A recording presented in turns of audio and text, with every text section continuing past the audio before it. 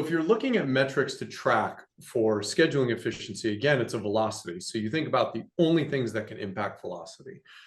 You have how fast is your property manager or maintenance coordinator receiving the work, troubleshooting, dispatching.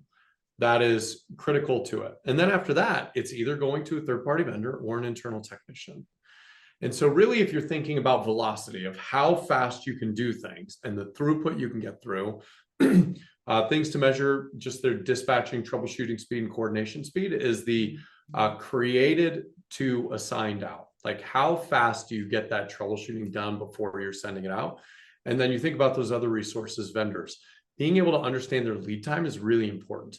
What is the lead time on your average repair? How far out is it getting scheduled? Because again, if that number gets too big, your ultimate time box of you getting the repair done quickly is going to be less likely.